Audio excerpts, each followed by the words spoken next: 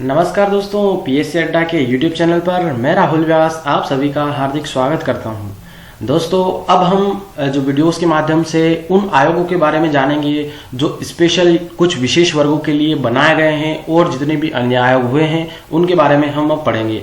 तो आज का जो वीडियो है इसमें हम जानेंगे राष्ट्रीय अनुसूचित जाति आयोग के बारे में, यानी कि national commission for scheduled caste के बारे में कब जो है प्रावधान किया गया, क्या संवैधानिक प्रावधान था, इसके बारे में हम पूरा डिटेल में देख लेंगे। परंतु फिर भी ये एक शॉर्ट वीडियो है जिसमें आपको स्पेशल फॉर जो है एमपीपीएससी के लिए ये काफी हेल्पफुली साबित होगा।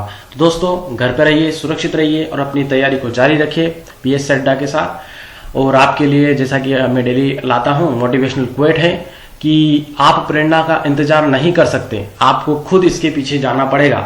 यानी कि आप किसी प्रेरणा का जो है आप इंतजार नहीं कर सकते, उसके लिए आपको जो है उसके पीछे जाना पड़ेगा। यानी कि आप घर बैठकर ये नहीं सोच सकते कि मुझे कुछ प्रेरणा का इस प्रकार का स्रोत मिल जाए जिससे मैं जो है सक्सेस पा लूं। उसे आपको ढूंढना पड़ेगा, उस प्रेरणा यानी कि कुछ एक ऐसा कोई रीजन जिसकी वजह से आप जो है सक्सेस हो पाए, तो आपको वो रीजन जो है ढूंढना पड़ेगा। तो दोस्तों, इसी मोटिवेशनल क्वेट के साथ हम स्टार्ट करते हैं और जानते हैं राष्ट्रीय अनुसूचित जाति आयोग के बारे में।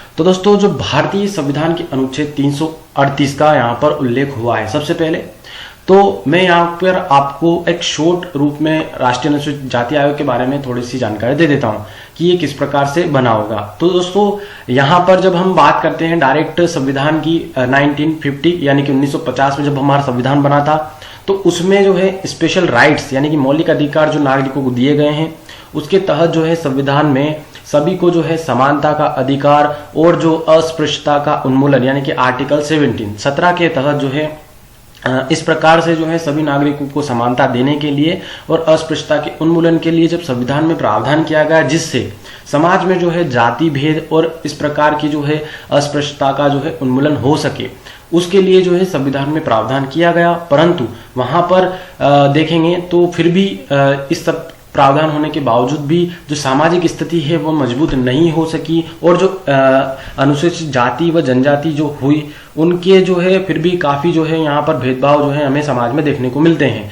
तो जब धीरे धीरे ये बात उठने लगी कि राष्ट्रीय अनुसूचित जाति आयोग या फिर स्पेशल वर्गों से संबंधित आयोग जो है बनाया जाए, तो वहां पर क्या होता है कि एक एक्ट लाया जाता है अनुसूचित जाति एवं जनजाति अधिनियम 1989, जो स्पेशल हम एमपीपीएससी में अभी तक पढ़ते आते हैं। परंतु यहाँ पर जब हम राष्ट्रीय अनुसूचित जाति आयोग के बारे में पढ़ रहे हैं, तो यहाँ पर मैं बता दूं कि इसमें जो भारतीय संविधान था हमारा, उसमें अनुच्छेद 338 में पहले ही एक राष्ट्रीय अनुसूचित जाति आयोग के गठन का प्रावधान था। परंतु ये जब एक्ट लाकर जो है 1989 में एक्ट आया, फिर 90 में जो है दोनों को मिलाकर एक इसका जो है गठन कर दिया गया है कि अलग से स्पेशल एक इनके लिए आयोग बना दिया गया। तो सबसे फर्स्ट दोस्तों कि यहाँ पर अनुच्छेद 338 में इसका उल्लेख है। तो ये किस प्रकार का निकाय है, वो एक संवैधानिक निकाय है और संविधान आयोग का जो है इसमें गठन किया गया इस अनुच्छेद के तहत। और इसके अतिरिक्त जितने भी हमने अन्य राष्ट्रीय आयोग पढ़े, जैसे कि महिला आयोग जो 1992 में बना था, राष्ट्रीय मानवाधिकार आयोग 1993 में बना था और राष्ट्रीय बाल संरक्षण आयोग यानी कि 2007 में। तो ये जितने भी निकाय हैं दोस्तों, ये किस प्रकार के संवैधानिक आयोग न होकर सांविधिक वैधानिक निकाय है, यानी कि जो वैधानिक आयोग यानी कि कानूनी निकाय, जैसा कि मैं अभी तक आपको बताता आया हूं, जिनकी स्थापना संसद के अधिनियम द्वारा की गई। ये तो नॉर्मल सी आपको बस यहाँ पर इतना सा याद रखना है जो कि राष्ट्रीय अनुसूचित जाति आयोग का उल्लेख कहां पर है, तो अनुच्छेद 338 में। अब दोस्तों हम देखते हैं कि आयोग की स्थापना। अब यहाँ पर 65वें संविधान संशोधन अधिनियम 90 है यानी कि 1990 है, उसके द्वारा अनुसूचित जातियों व जनजातियों के लिए एक बहुसदस्यीय राष्ट्रीय अनुसूचित जाति अनुसूचित जनजाति आयोग की स्थापना की गई। यानी कि दोस्तों इस संविधान संशोधन के माध्यम से 1990 में जो दोनों हैं एससी और एसटी दोनों की आयोग के लिए स्पेशल एक आयोग बनाया गया था, वो बनाया गया था 1990 में।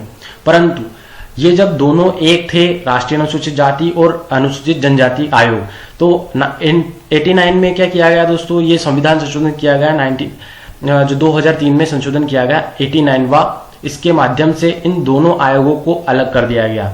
तो राष्ट्रीय अनुसूचित जाति आयोग अलग हो गया और राष्ट्रीय अनुसूचित जाति आयोग अलग हो गया।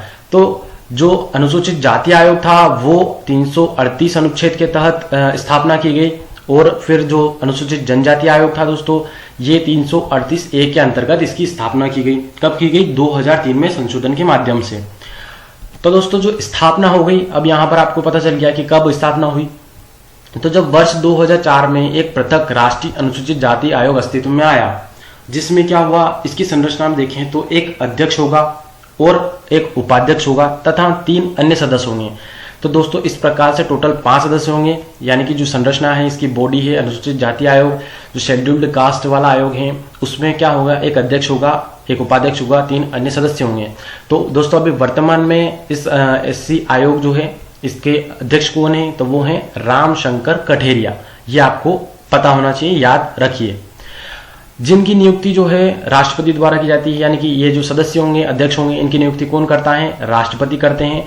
और जो राष्ट्रपति को इनका ये पावर दी गई कि जो राष्ट्रपति हैं ये इनकी सेवा शर्तें और कार्यकाल भी जो है निर्धारित करते हैं, ये इनको अधिकार दिया गया है। तो राष्ट्रपति जो है इनका कार्यकाल निर्धारित करते हैं, परंतु अभी वर्तमान में आप देखेंगे तो जो इनका कार्यकाल है वो कितना वर्ष का होता है? तो 3 वर्ष का होता है।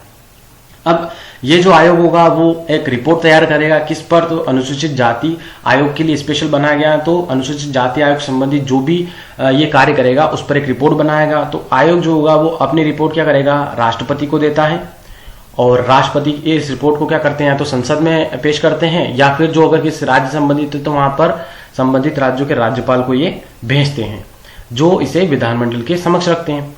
और इस आयोग को क्या है? दीवानी न्यायालय की शक्ति प्राप्त है, यानी कि जुर्माना लगाने की इसको पावर दी गई है। यह आयोग जो है पिछड़े वर्गों व आंग्ल भारतीय समुदाय के संबंध में भी कार्य करता है। अब दोस्तों ओबीसी के लिए अभी संविधान जो संशोधन करके एक स्पेशल जो है ओबीसी आयोग को संवैधानिक दर्जा दे दिया गया है, वो भी हम देखेंगे, और उसके लिए अलग से ओबीसी आयोग कार्य करने लगा है।